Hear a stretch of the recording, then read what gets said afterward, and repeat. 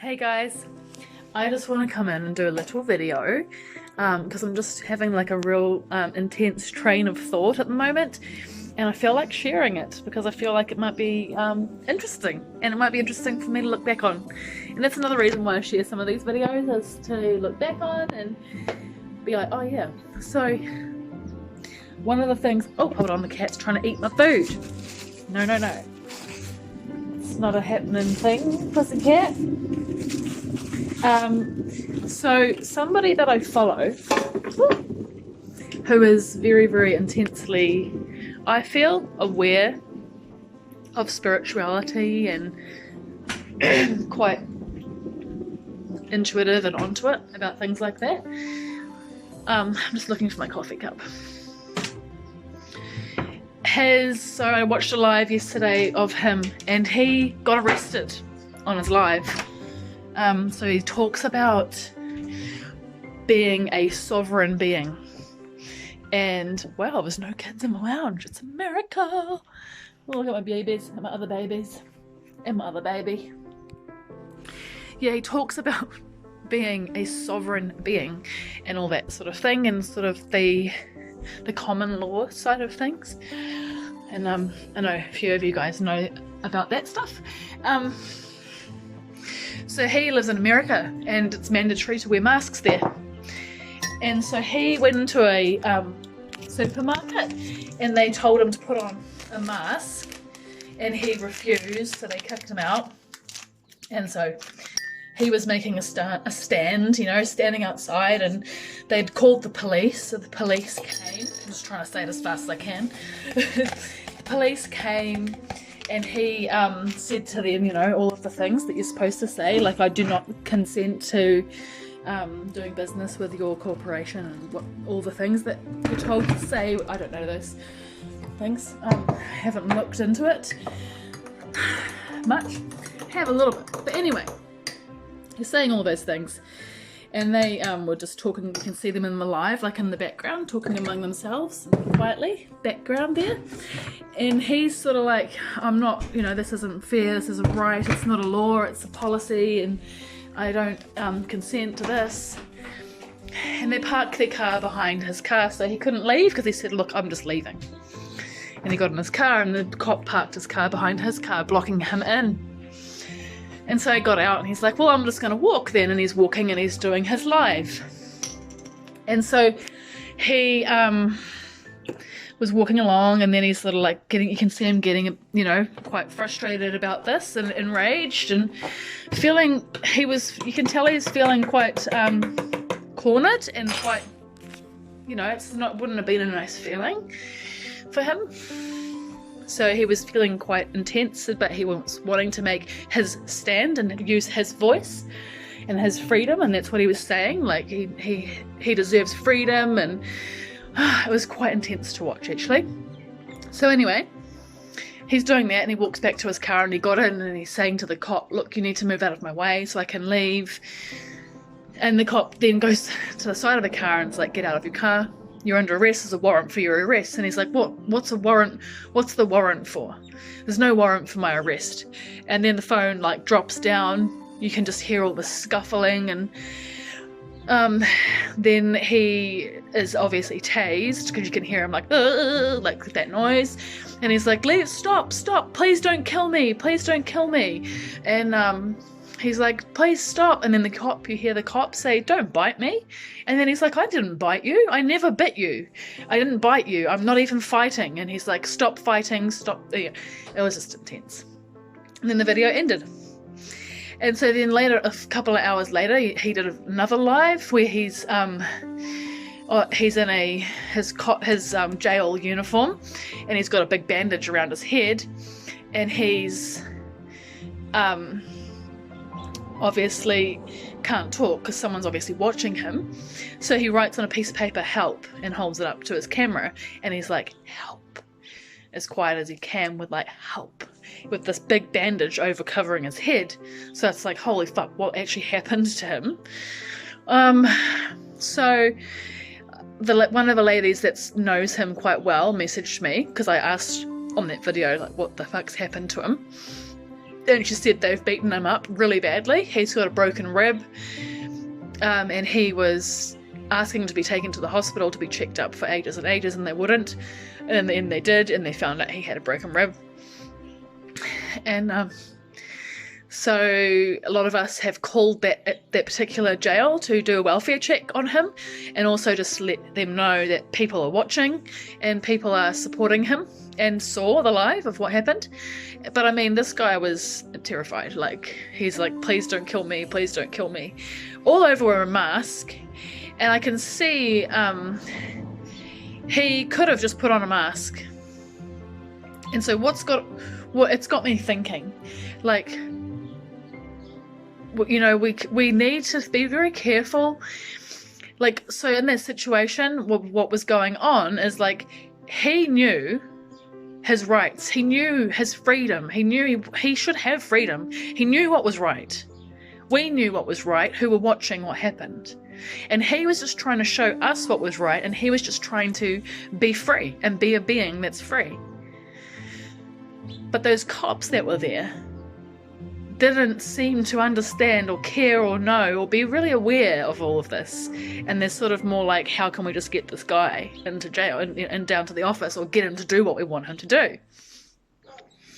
And that's where I think in a situation like that they're not, like, able to understand what that person, the other guy, was saying. Or even if they were able to understand, they're not prepared to do it. And these guys have weapons, tased. He was tased twice, like two at the same time. They have weapons, they have enforcement behind them, they have a gang of people. So they have power. And so it's about being, like, it's kind of changed my perspective on things. Not to go around being fearful at all, but to be aware that those cops were just as much a part of things as he was. And he was just as much responsible for things as they were. Like, we all have a role to play in this situation and what is happening. The outcome of that could have been a lot smoother and a lot different. I mean, we're saying pick your battles. We need to pick our battles. Now, at the moment, we all know that the way that the system is, and there's things going on that are quite corrupt and they're not right, and it's not fair. But I just felt like sharing, like, me for one, you know, not long ago would have been like the same as he was.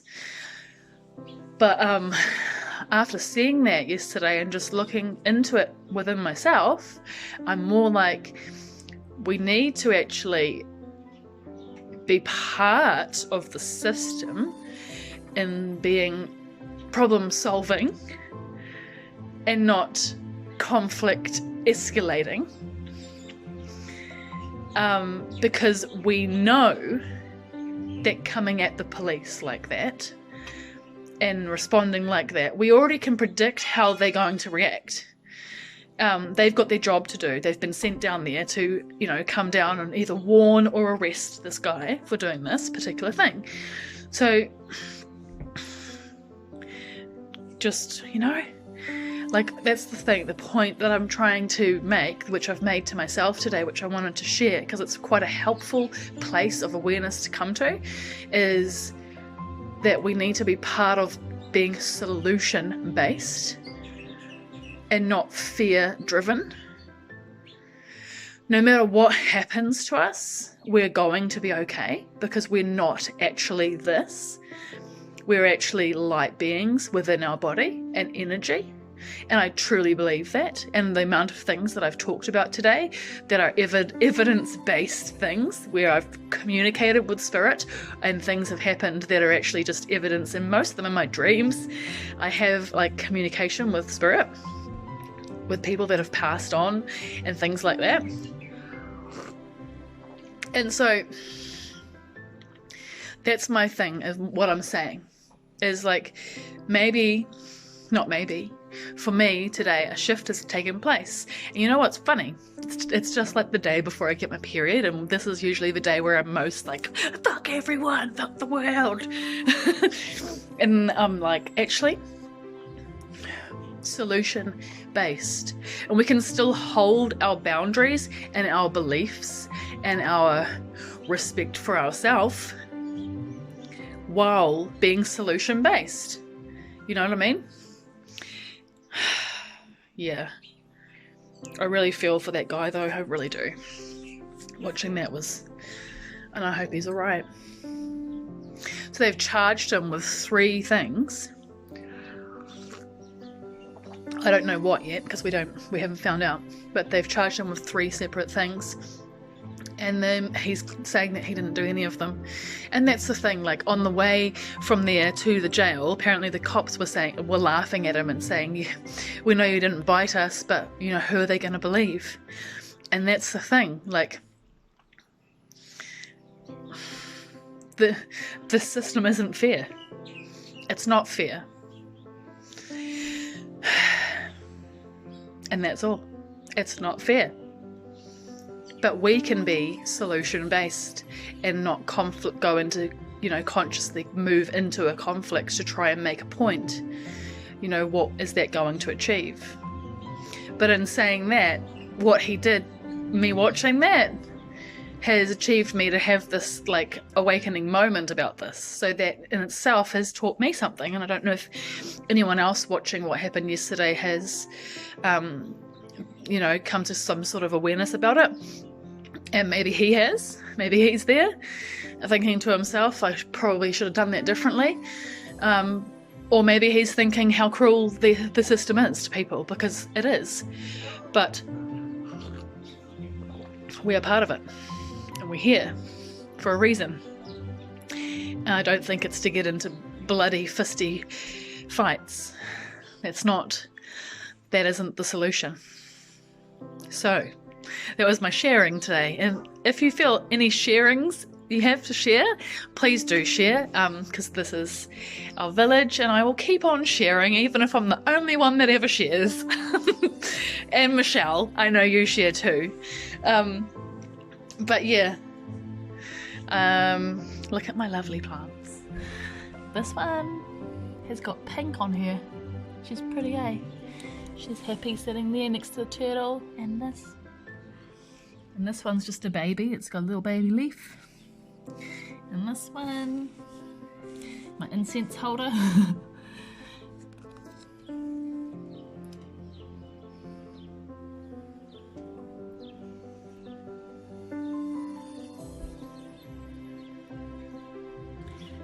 And Mr. Turtle. Hello, Mr. Turtle.